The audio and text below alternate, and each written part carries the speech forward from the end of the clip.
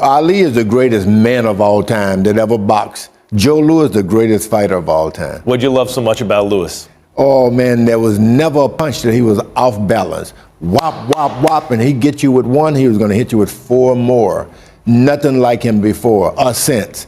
We're all just maybe 10 to, it's Joe Louis and number 10. He's a master. He had a great teacher.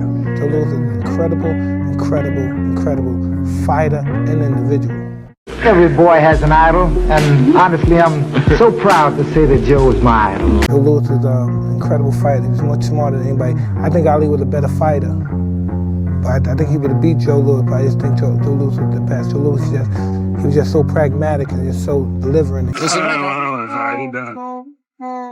Thank you, Joe Louis, a fighter still.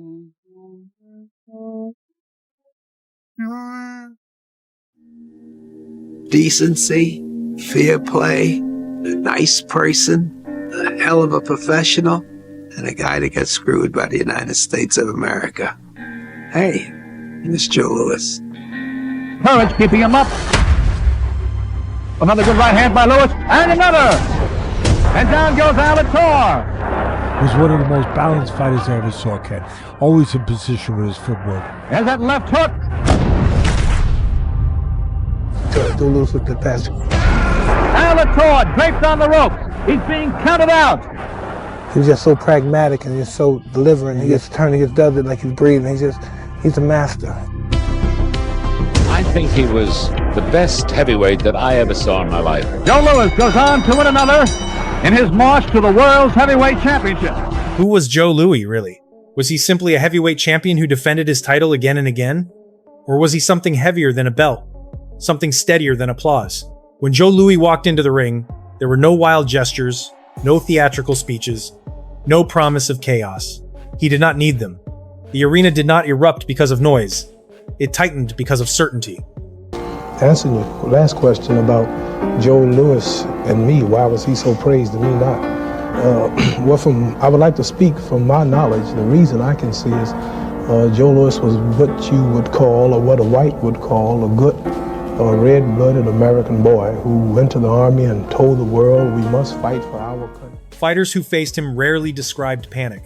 They described inevitability. They spoke about a man who did not rush, did not waste motion, did not show anger. A man whose jab felt like a ruler laid across the fight, measuring distance, measuring breath, measuring how long you had left. There was no storm warning with Joe Louis. Just structure, just sequence, just pressure applied exactly where it needed to be. Who are some of your idols in boxing? You certainly must have someone that you'd like to follow, or someone that you've honored in your own mind as a great fighter. I would say Joe Louis. Did you ever see Joe Louis fight as a champion? Well, I see the movies, not in real life. In your opinion, who was the greatest of the fighters we just seen? Well, it's very easy for me to choose. Joe Louis stands alone.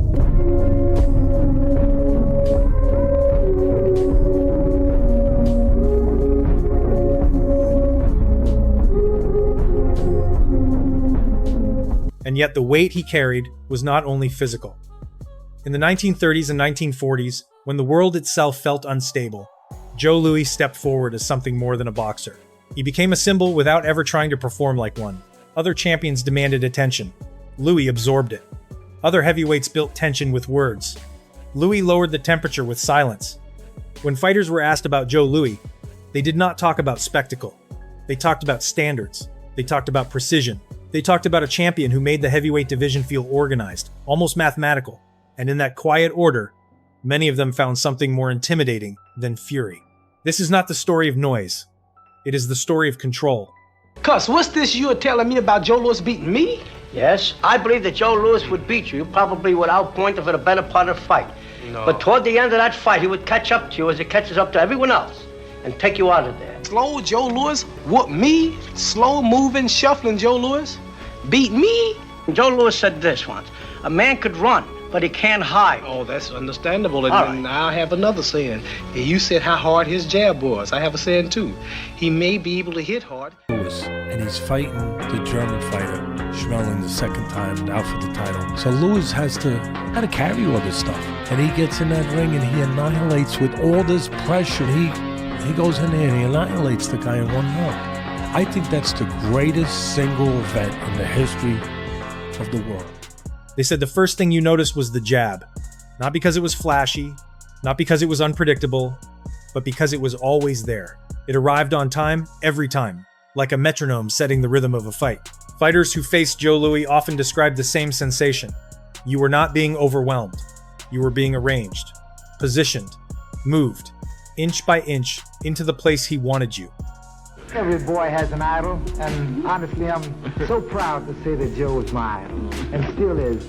It seems as though it was only yesterday, man, and we were back in Detroit down at Brewster Center, and I was watching you go through the paces there. Boy, was I fascinated. He can always punch, Ralph. Yeah, I heard that. Then I'm telling you, I wanted to be so like this guy. But everything I learned about boxing, all of the good clean habits and training hard and clean living, I honestly learned from Joe.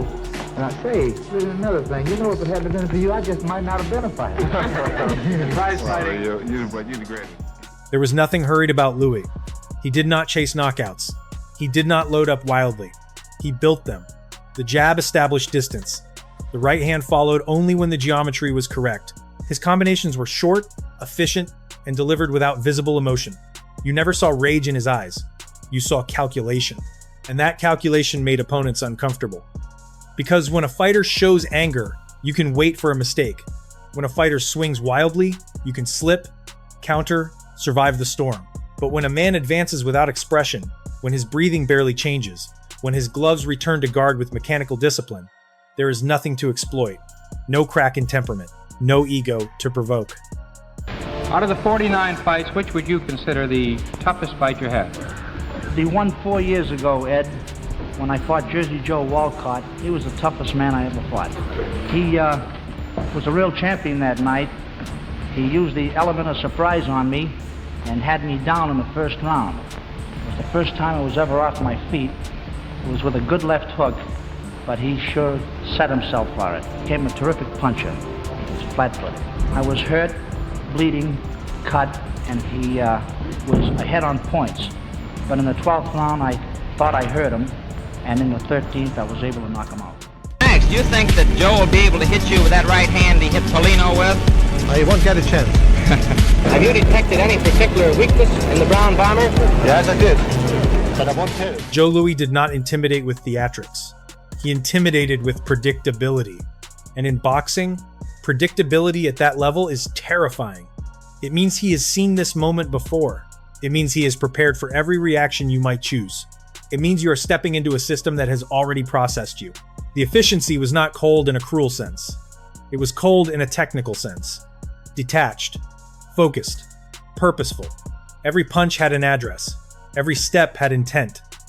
There were no wasted gestures to excite the crowd. The excitement came from watching inevitability unfold. And once the rhythm belonged to him, it rarely left. But what truly unsettled other fighters was not just the efficiency, it was the silence. Joe Louis did not sell fights with threats. He did not glare across press conferences. He did not build rivalries with insults. In an era where tension could easily spill into spectacle, Louis remained composed. His voice rarely rose. His posture rarely shifted. Even before the bell, he seemed already settled inside himself. Opponents would later admit that this was disarming. When you cannot read a man, you cannot time him. When you cannot provoke him, you cannot distract him. Fighters often rely on emotion to tilt the balance. A word, a shove, a stare held a second too long. But with Louis, there was no emotional entry point. He did not respond to noise because he did not operate from it.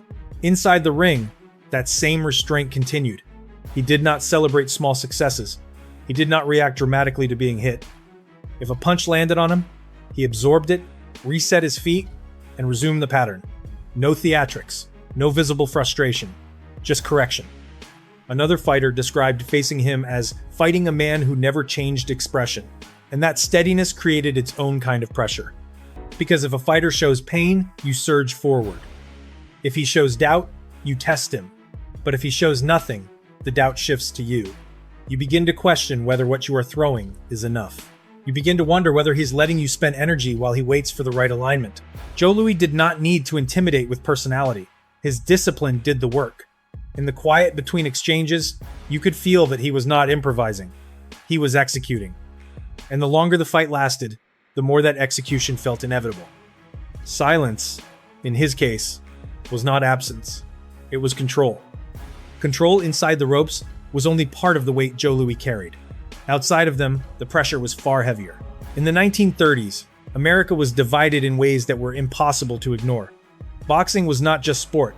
It was spectacle, politics, race, identity. When Louis rose through the heavyweight division, he was not simply advancing toward a championship. He was stepping into a role that carried expectations far beyond technique. Fighters who came after him would later admit they could not imagine holding that kind of responsibility.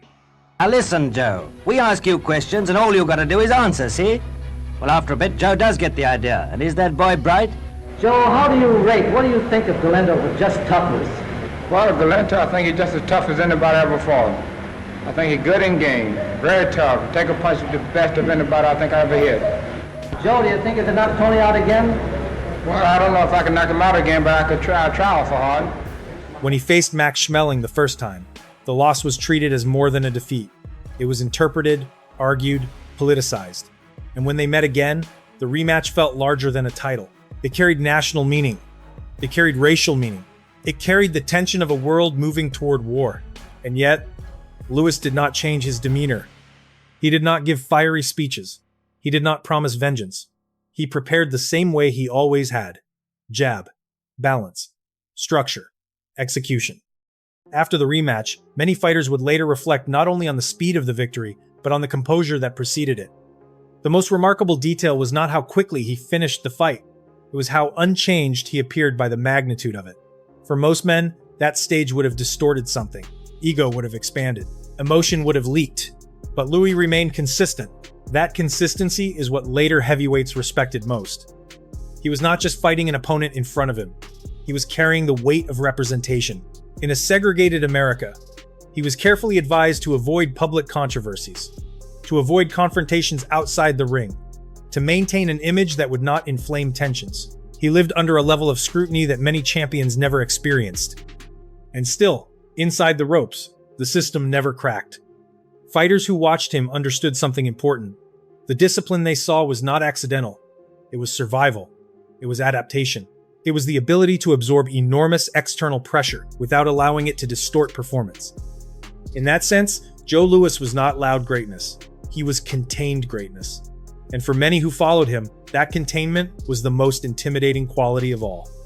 From a professional boxer to a casino security guard, Joe Louis, an American legend, dominated the boxing world for over 11 years as the world heavyweight champion. He fought 27 title defense matches, winning them all, a record that remains unbroken to this day. He earned millions of dollars from his fights and generously donated to the military and his community. However, financial mismanagement and unpaid taxes led the government to pursue him after his retirement. His debts piled up, exceeding $1 million, trapping him in a spiral of financial ruin and costing him everything he owned. Forced to sell his possessions, he returned to the spotlight, not as a boxer, but as an employee. He worked as a security guard in a Las Vegas casino, opening doors with a weary smile, in silence before those who were once his fans. He never complained and remained proud of his legacy.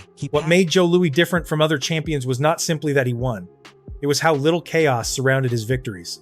Other heavyweights built legends through volatility. They exploded into the ring. They fed off hostility. They created tension that felt unstable. With Louis, the tension felt structured. You knew something decisive was coming, but it would arrive through sequence, not eruption. Fighters who studied him often pointed to the same detail: control of space. He did not chase opponents wildly around the ring. He shortened it. Step by step, he reduced your options. The jab was not thrown to impress. It was thrown to guide you, to close exits, to test reactions. And when the right hand came, it came because the variables had already been narrowed. There was no visible desperation in his offense. Even when he sensed weakness, he did not abandon form. He did not swing recklessly for a highlight. He tightened the pattern. He increased the precision. He stayed within structure. That discipline separated him from fighters who relied on emotional surges. If you look at the great punchers who came later, many of them intimidated with unpredictability. You never knew when the storm would arrive. With Louis, the storm was visible long before it landed. And that was the frightening part. You could see it forming. You could feel it tightening. And still, you could not stop it. Man of class amongst the rugged. one who brought glory to his sport, his race, and his nation. But even a man with the status of pugilistic royalty could not escape the tragic narrative that befell many a fighter from the past. The rise and fall. Rainy Day Boxing brings you Joe Louis, American hero, American tragedy. Well, Joe, you sure mowed him down tonight, didn't you, boy? I did. Well, Joe, you're willing to fight any of them, aren't you? I will. Joe Louis was one of the greatest fist fighters. He had sharp, hard punches. Every kid all over the world, every planet Earth know the name Joe Louis. The name Joe Louis is boxing. In your opinion, who was the greatest of the fighters we just seen? Well, it's very easy for me to choose. He did not need to dominate psychologically before the fight. He dominated technically during it. His balance rarely broke. His guard returned automatically. His combinations ended in defensive position. There was an economy to everything he did. And over time, that economy became the model. You can hear it in the way later champions speak about him. Not with excitement, not with exaggeration, but with a tone of reference, as if they are pointing to a blueprint. Joe Louis was not chaos. He was calibration. He made the heavyweight division feel measurable, structured, repeatable. And for many fighters, that was the ultimate standard. Joe Louis stands alone. You can't understand what Louis meant in the black community. There's no words to put it together because he wasn't just a fighter to us. He was the biggest, hottest thing going. By the time Joe Louis stepped away from the title, the division did not feel empty. It felt altered. Fighters who followed him were not trying to outtalk him. They were not trying to imitate his silence. They were trying to measure themselves against the structure he left behind. When young heavyweights were taught how to throw a jab, how to sit down on a right hand, how to finish combinations without losing balance, trainers often pointed backward, not sideways. They pointed to Louis. Notice what is missing in those reflections. There is no mention of spectacle, no obsession with personality, no emphasis on theatrics. When fighters spoke about Joe Louis, they spoke about reliability. They spoke about timing. They spoke about a champion who showed up the same way every night. And that sameness, at that level, rare. Boxing history is full of dramatic rises and sudden collapses. Champions who burned brightly and faded quickly. Joe Louis held the heavyweight championship for over a decade in an era when challengers came relentlessly. Different styles, different strengths, different pressures. Yet the pattern remained intact. That is why many heavyweights do not describe him as the most explosive. They describe him as the most complete. Complete in stance, complete in sequence, complete in response. He did not redefine boxing with flash. He refined it with discipline. He proved that dominance did not need noise, that intimidation did not require volume, that greatness could exist inside a system rather than outside it. When fighters today look back and try to rank eras, arguments become loud, debates become emotional. But when Joe Louis enters the conversation, the tone often changes. The voice is lower. The language becomes technical. Because in the end, Joe Louis was not just a champion of his time. He became the reference point, the steady line drawn through a chaotic sport. And when fighters were asked about him, they did not describe fear in the dramatic sense. They described respect, the kind of respect reserved for a man who turned power into order and order into legacy. In the years after his reign, the heavyweight division became louder. Personalities grew larger. Promotions became sharper. Television amplified every gesture. Champions learned how to sell anticipation as much as they learned how to land punches. The sport evolved into spectacle. And yet, when fighters were asked to name the standard, the conversation often circled back to Joe Louis. Not because he shouted the loudest, not because he frightened opponents with threats, but because he removed uncertainty from his craft. What they meant was simple. With Louis, you always knew what was coming. The jab would establish distance. The feet would stay under him. The combinations would end in balance. There were no wasted rounds, no careless risks. If he lost momentum, he adjusted. If he absorbed pressure, he recalibrated. Everything returned to structure. That kind of consistency reshaped expectations. Future champions were measured not only by how hard they hit or how long they lasted, but by how well they controlled the ring. Could they manage pace the way Louis did? Could they close distance without abandoning defense? Could they carry pressure without letting it distort their technique? Many could not. Because Joe Louis forced a different comparison. You were not simply compared to the champion before you. You were compared to the blueprint. His legacy was not dramatic. It was foundational. He showed that dominance could be methodical, that representation could be dignified, that a heavyweight champion did not need chaos to command respect. He needed control, and perhaps that is why, when the conversation turns to greatness, Joe Louis is rarely described in extremes. He is described in terms of balance, of order, of completeness. In a sport built on collision, he became structure, and long after the noise fades from every era, structure is what remains.